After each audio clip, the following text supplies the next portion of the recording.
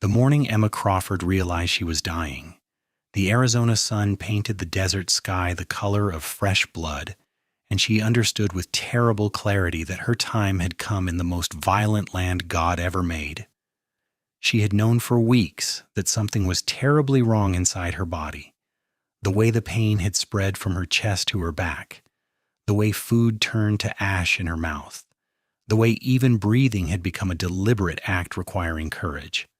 Emma was 24 years old in the summer of 1882, and she had seen enough death in Tombstone to recognize its approach.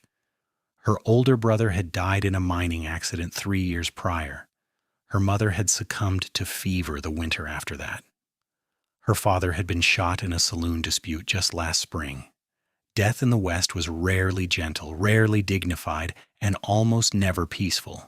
The doctor in Tombstone, a weary man named Patterson who smelled perpetually of whiskey and carbolic acid, had confirmed what Emma already suspected. A growth in her lungs, he said, probably consuming her from the inside. He gave her months at best, more likely weeks. There was nothing to be done except manage the pain with laudanum and prepare for the inevitable. Emma had nodded, paid him with the last of her savings, and walked out into the dusty street wondering where she would spend her final days. She had no family left, no home to call her own. She had been living in a boarding house, working as a seamstress to pay for her tiny room. The other residents were prospectors, gamblers, and women of questionable reputation. It was no place to die, but then again, she could not think of anywhere in Tombstone that would be appropriate for such a personal, sacred moment. The town was all hard edges and harder men. A place where violence erupted as casually as conversation, where gunshots punctuated the night like a terrible clock marking the hours. Emma sat on the edge of her narrow bed that evening, watching the light fade through her single window, and made a decision. She would leave Tombstone. She would go somewhere, anywhere, and try to find a peaceful place to spend her remaining time. She had heard stories of the mountains to the north, of green valleys where water ran clear and the air was sweet. Perhaps there she could find what she sought, a quiet death, a dignified end, something rare and precious in this brutal territory. She packed her few belongings into a carpetbag the next morning, paid her final week's rent to the boarding house keeper, and walked to the edge of town where the stagecoaches departed. She had just enough money for passage north toward Prescott. Beyond that, she would have to trust in providence or luck or whatever force governed the universe.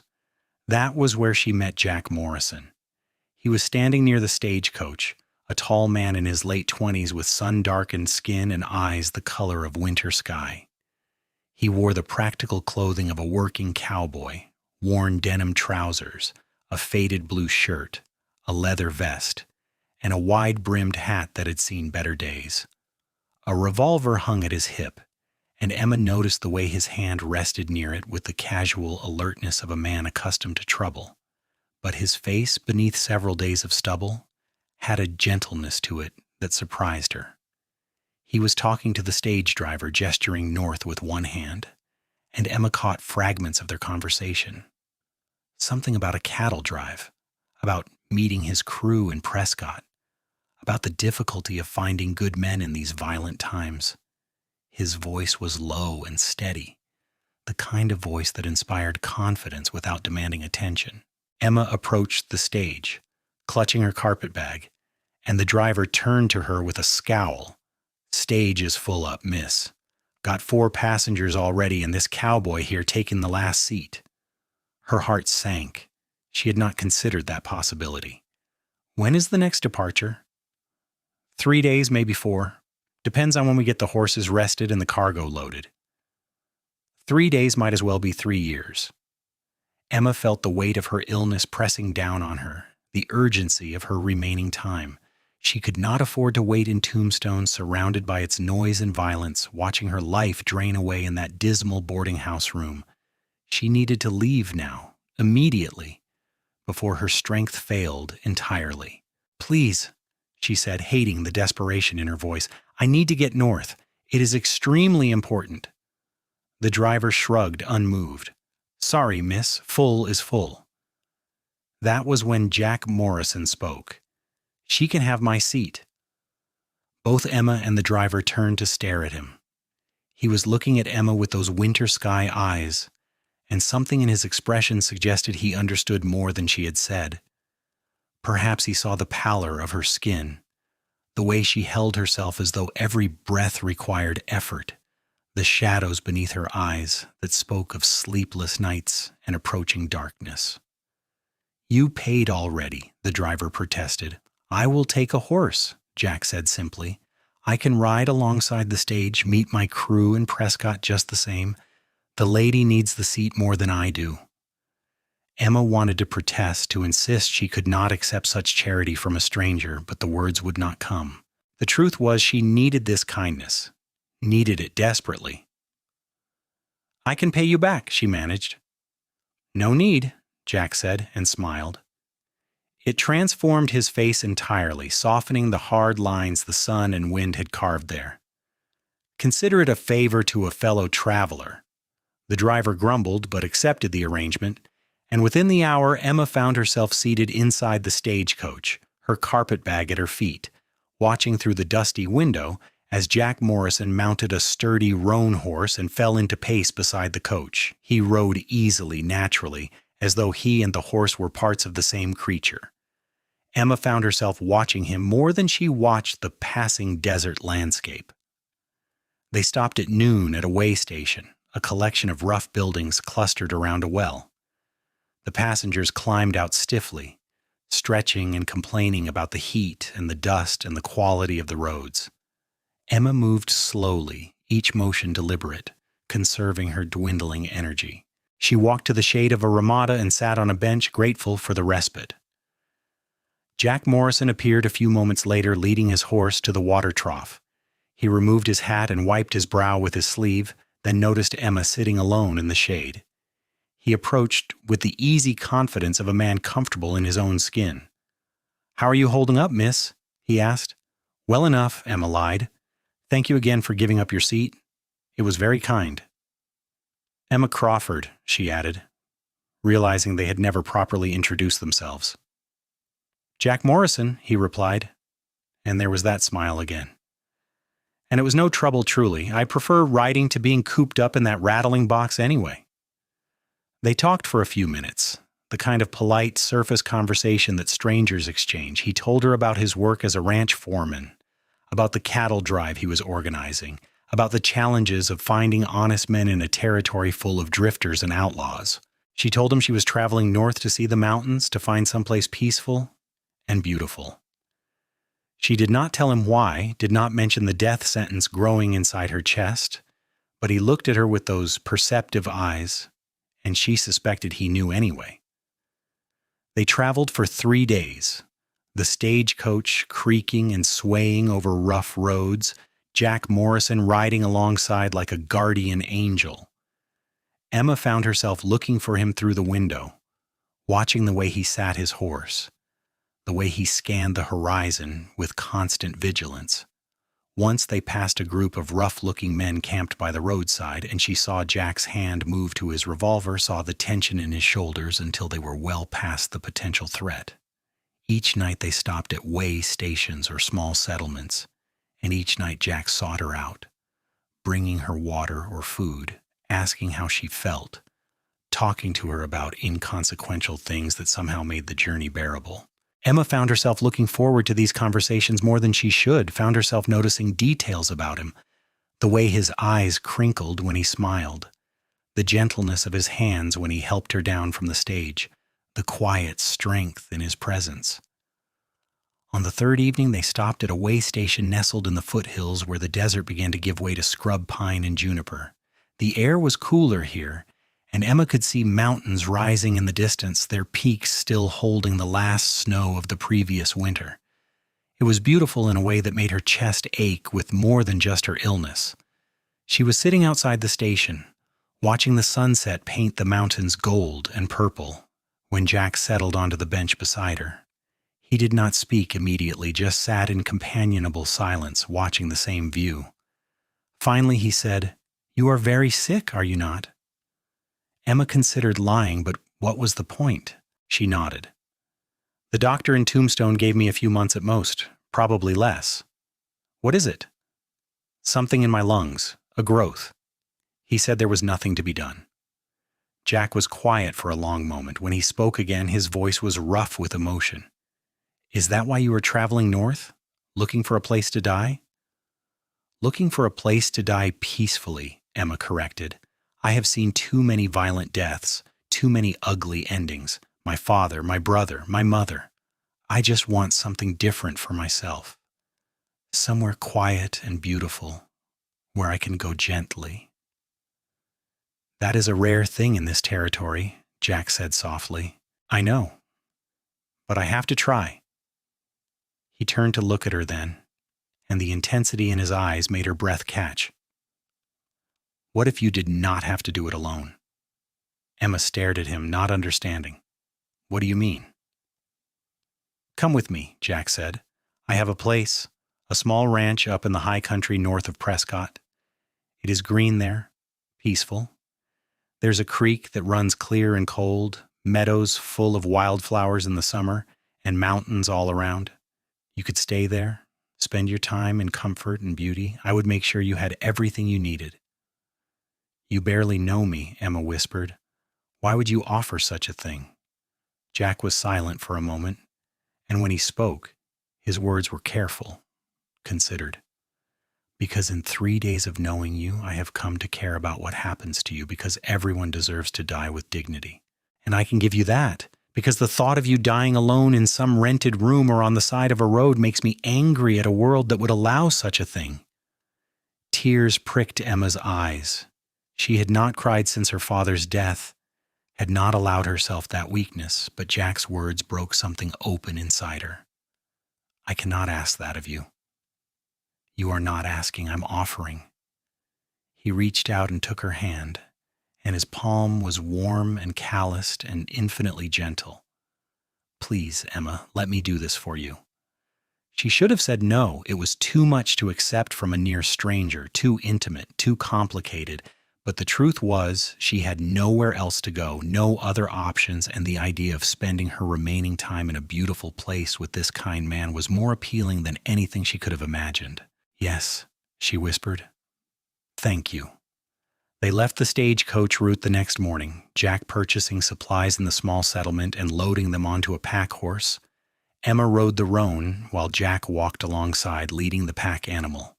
They headed north and west, climbing into country that grew progressively greener and more beautiful with each mile. The air cooled and sweetened, carrying the scent of pine and snow melt. Emma felt as though she were ascending into a different world entirely, leaving behind the harsh desert and its violence for something gentler. They traveled for 2 days, moving slowly to accommodate Emma's limited strength. Jack was endlessly patient, never rushing, always attentive to her needs. He found shaded places for them to rest during the heat of the day, built comfortable camps at night, and cooked simple but nourishing meals over the fire. Emma found herself relaxing in his presence, trusting him in a way she had not trusted anyone in a very long time. They talked as they traveled, sharing stories of their lives. Jack told her about growing up on a ranch in Texas, about losing his family to Comanche raiders when he was 16, about making his way west, and eventually finding work as a cowboy. He had saved his wages for years, he explained, until he had enough to buy a small piece of land and a few head of cattle. It was not much, he said, but it was his. Emma told him about her own losses, about the succession of tragedies that had taken her family one by one, about the loneliness of being the last Crawford alive in a territory that seemed determined to kill everyone she loved. She told him about her work as a seamstress, about the small satisfactions of creating something beautiful with her hands, about the dreams she had once harbored of having her own shop, her own life. You still have time to create beautiful things, Jack said gently. However much time you have left, it is still yours to fill as you choose. On the afternoon of the second day, they crested a ridge and Jack pointed down into a valley below. There, he said, that is home. Emma looked and caught her breath. The valley was everything he had promised, a green meadow bisected by a clear creek, surrounded by pine-covered slopes and crowned by distant peaks. A small cabin sat near the creek, with a barn and a corral beside it. Cattle grazed in the meadow, and the whole scene had a quality of profound peace that made Emma's eyes sting with tears. "It is beautiful," she whispered. "It is yours," Jack replied, "for as long as you need it." They descended into the valley as the sun began its descent toward the western peaks. Jack helped Emma down from the horse and led her into the cabin. It was simple but well built. One large room with a stone fireplace, a sturdy table and chairs, a bed in one corner, and a kitchen area with a cast iron stove. The windows looked out over the creek and the meadow, and the evening light streaming through them turned everything golden. "It is not fancy," Jack said, suddenly sounding uncertain, "but it is solid and warm. I built most of it myself." "It is perfect," Emma said, and meant it. Over the following days, Emma settled into life in the valley. Jack was unfailingly respectful, insisting she take the bed while he slept in the barn. He tended to his cattle during the day, but was always nearby, always available if she needed anything. He cooked meals for them, simple but hearty fare, and Emma found her appetite returning slightly, enough to eat a little and maintain her strength. More importantly, she found peace. The valley was everything she had hoped for, and more. The sound of the creek was a constant gentle music. The air was sweet and clean, and the beauty of the mountains surrounding them filled her with a sense of calm she had not known in years. She spent her days sitting by the creek, watching the play of light on the water, or walking slowly through the meadow when her strength allowed, or simply sitting on the porch of the cabin watching Jack work. And she found herself falling in love. It happened gradually, inevitably, like the changing of the seasons.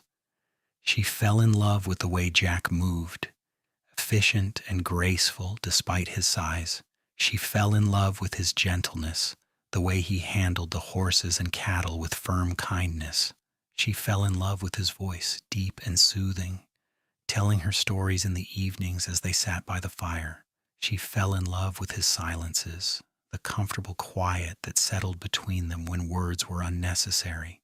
Most of all, she fell in love with the way he looked at her, not with pity or fear, but with genuine caring and something else, something warmer and more complicated that made her heart race despite her illness. One evening, perhaps 3 weeks after their arrival in the valley, Emma was sitting on the porch watching the sunset when Jack emerged from the barn and walked over to join her. He had cleaned up after his day's work, his hair still damp from washing, and he looked younger in the soft light, more vulnerable. He sat beside her and was quiet for a moment before saying, "You look better. The mountain air is helping." Emma smiled. It was true that she felt slightly stronger, though she knew it was only temporary. The growth in her lungs would continue its inexorable progress regardless of how sweet the air was. But she appreciated his optimism. "I feel more at peace anyway. That is worth something." "Emma," Jack said, and then stopped, seeming to struggle with his words. "There is something I need to tell you." She turned to look at him, saw the conflict in his face, and felt a flutter of something that might have been hope or fear. "What is it?" "I know you came here to die peacefully," he said slowly. "And I swore to myself I would not complicate that, would not make this about my feelings, but I cannot keep silent anymore, Emma. I am falling in love with you. Maybe I have been since that first day in Tombstone when you asked for a seat on the stage. I know the timing is terrible. I know you are dealing with more than any person should have to bear, but I needed you to know. You have changed everything for me." Emma felt tears spill down her cheeks. "Jack, I am dying. You cannot love someone who is dying." "Why not?" he asked simply. "Because it will hurt when you are gone? It is going to hurt regardless, Emma. At least this way, whatever time we have will be filled with something real and beautiful instead of polite distance. I would rather have weeks or months of loving you than years of wondering what might have been." "I am falling in love with you too," Emma whispered. "I have been fighting it because it seemed cruel to both of us. What kind of future can we possibly have? Jack reached out and cupped her face in his hands, his touch infinitely gentle. We have right now. We have today. And tomorrow. And however many days God sees fit to give us. That is more than some people ever get, Emma. Please, do not deny us this because you are afraid of the ending. The ending is coming whether we want it or not. Let us make the middle something worth remembering. He leaned in slowly, giving her every opportunity to pull away. And when she did not, he kissed her. It was gentle and sweet and full of promise, and Emma felt something break open inside her, something that had been locked away since she received her diagnosis. She had thought she was done with living, was only waiting for death. But Jack's kiss reminded her that she was still alive, still capable of feeling and wanting and loving. When they finally pulled apart, both of them were crying. I am so scared, Emma admitted. Not of dying, but of leaving you. I just found you, Jack. How can I bear to lose you? You will not lose me, Jack said fiercely. I will be with you every step of the way, right to the end and beyond. You will never be alone, Emma. I promise you that. They sat together on the porch until the stars emerged, holding each other, and Emma felt more alive than she had in months. The summer unfolded like a gift. Emma's health declined gradually, the pain in her chest intensifying, her breathing becoming more labored, but Jack was there for every moment of it. He moved her bed near the window so she could watch the valley, propped her up with pillows to make breathing easier, and administered the laudanum the doctor had prescribed with careful precision. He cooked her favorite foods even when she could barely eat, read to her from books he purchased on a trip to Prescott, and held her hand through the long nights when the pain was worst. But more than that, he loved her. He loved her with a fierce devotion that transformed her final months from a slow march toward death into something precious and meaningful. They talked for hours about everything and nothing, sharing their thoughts and dreams and fears. Jack told her about his hopes for the ranch, about wanting to build it into something sustainable that could support a family. Emma told him about the dresses she would have designed if she had lived, elaborate confections of silk and lace that existed only in her imagination. On good days, when Emma's pain was manageable and her breathing relatively clear, Jack would carry her down to the creek, and they would sit together on the bank, their feet in the cool water, watching the play of light through the pine trees. He picked wildflowers for her and braided them into her hair, making her feel young and beautiful despite her gaunt appearance. He told her stories of his adventures as a cowboy, of cattle drives and stampedes and narrow escapes from rustlers, and she laughed until the laughter turned to coughing, and he held her until the spasm passed. On bad days when the pain was overwhelming and Emma could barely move, Jack simply held her, his presence a solid anchor in the storm of her suffering. He whispered words of comfort and love, wiped her fevered brow with cool cloths, and never once showed fear or revulsion at her deteriorating condition. He treated her with the same tenderness and respect he had from the beginning, as though she were precious beyond measure. One afternoon in late August, when the meadow was ablaze with late summer wildflowers and the air was thick with the scent of sun-warmed grass, Emma asked Jack to carry her outside one more time.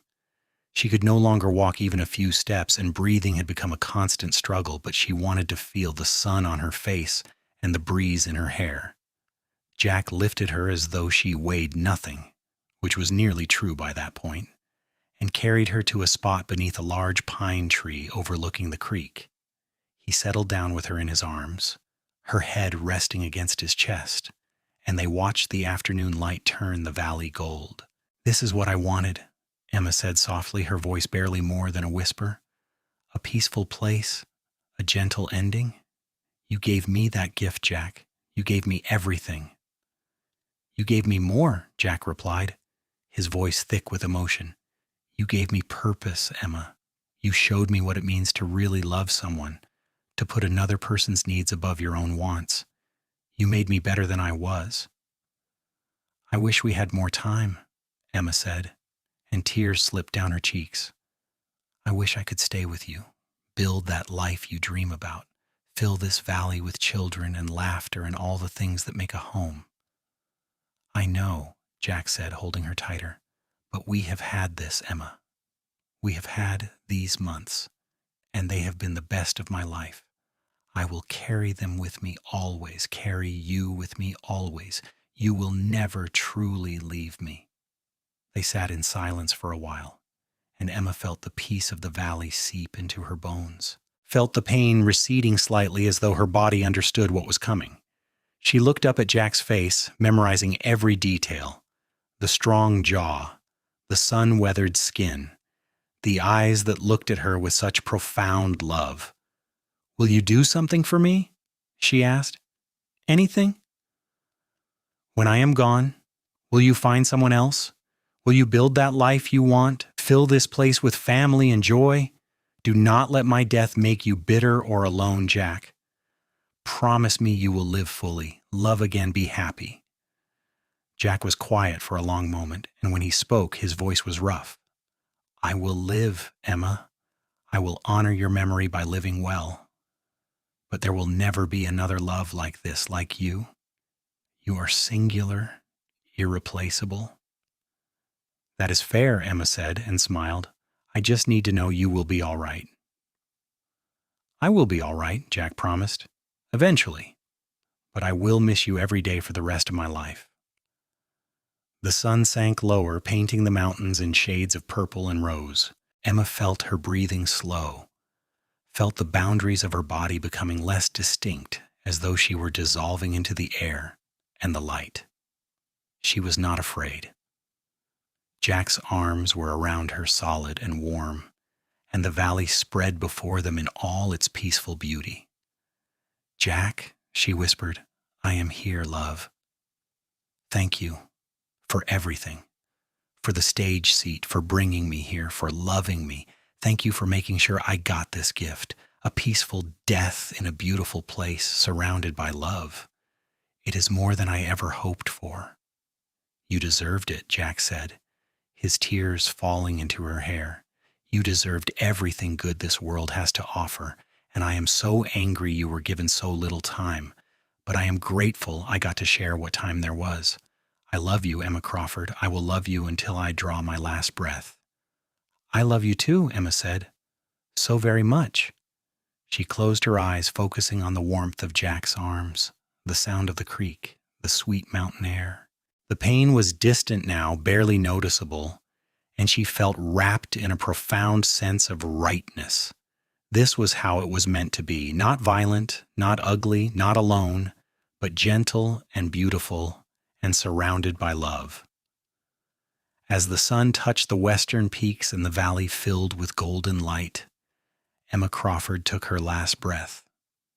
It was quiet and peaceful, no struggle or fear, just a gentle letting go. Jack felt the moment she passed, felt her body relax completely in his arms, and he held her tighter even as his own heart broke. He sat there until the stars emerged, holding Emma beneath the pine tree, saying goodbye.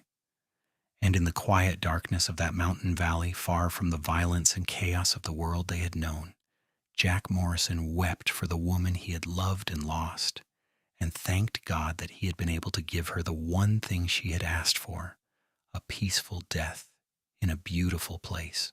He buried her the next morning on a rise overlooking the creek, beneath a grove of aspen trees that would turn gold every autumn. He carved her name into a simple wooden cross and planted wildflowers around the grave, the same kind he had braided into her hair during those precious summer days. It was a beautiful spot, peaceful and serene, and Jack took comfort in knowing that Emma would rest here forever, surrounded by the valley she had loved. The months that followed were difficult. The cabin felt empty without Emma's presence, and Jack found himself constantly turning to tell her something before remembering she was gone. He threw himself into work, expanding his herd, improving his property, anything to keep his hands busy and his mind occupied. But in the quiet evenings, he sat on the porch where they had shared so many conversations, and he talked to her as though she could still hear him, telling her about his day, about the changes in the valley, about how much he missed her. Winter came, blanketing the valley in snow, and Jack made regular trips up the rise to clear Emma's grave and leave fresh pine boughs. Spring followed, and the aspens leafed out in bright green, and wildflowers bloomed around her resting place exactly as he had hoped. Life continued, as life does, and Jack continued with it, true to his promise. 2 years after Emma's death, Jack was in Prescott buying supplies when he encountered a young widow named Sarah and her 5-year-old son. She was struggling to load heavy sacks of grain onto her wagon, and Jack offered to help. They got to talking, and he learned that her husband had died in a mining accident the previous year, leaving her to manage a small homestead on her own. She was strong and practical and kind, and Jack found himself drawn to her quiet competence. Over the following months, Jack helped Sarah with repairs to her property, and she occasionally cooked meals for him, and a friendship developed. It was different from what he had shared with Emma, less intense, more comfortable, but it was real and good. Jack found himself thinking about Emma's words, her insistence that he not let her death make him bitter or alone. One evening, sitting on Sarah's porch while her son played in the yard, Jack told her about Emma. He told her the whole story. The dying woman he had met in Tombstone, the months they had shared in his valley, the love that had bloomed between them despite the shadow of death, and the peaceful end he had been able to give her. Sarah listened without interrupting, and when he finished, she reached over and took his hand. "She sounds like she was an extraordinary woman," Sarah said gently. "And she was right, Jack. You deserve to be happy, to have a full life. Loving her does not mean you cannot love again. The heart is not so limited." "I know," Jack said, "and I think I could love you, Sarah, if you would let me. It would be different, but it would be real. You and your son could have a good life in my valley. It is beautiful there, peaceful. There is room for all of us, including Emma's memory." Sarah smiled, tears shining in her eyes. "I would like that very much." They married that autumn, a simple ceremony in Prescott with Sarah's son standing between them. Jack brought his new family to the valley, and Sarah fell in love with it immediately, understanding why Emma had chosen to spend her final days there. She did not feel threatened by Emma's memory or the grave on the rise. Instead, she tended it as carefully as Jack did, teaching her son to leave flowers there and explaining that this was a special person who had loved Jack very much.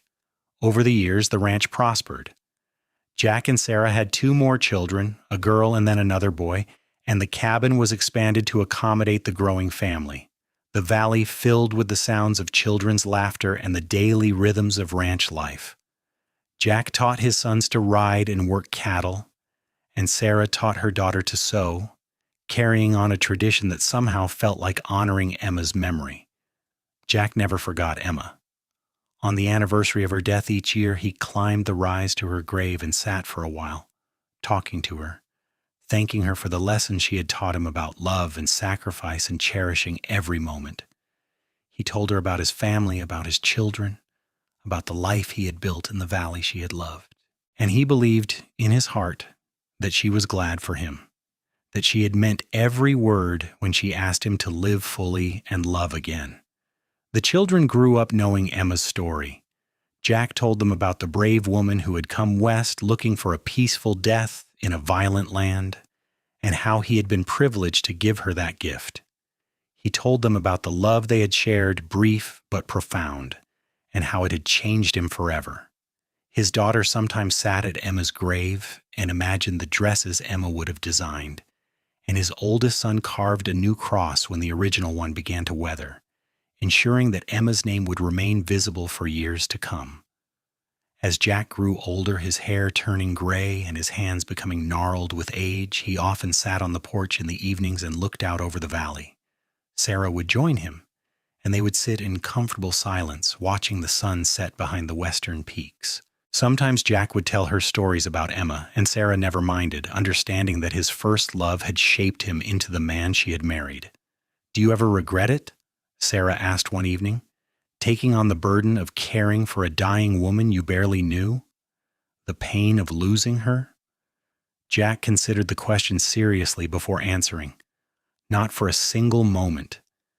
Emma taught me what it means to truly love someone, to put their needs above your own, to find meaning in sacrifice. She taught me that even in the face of death, beauty and love can flourish. Everything good in my life came from that lesson, Sarah, including you and our family. So no, I do not regret it.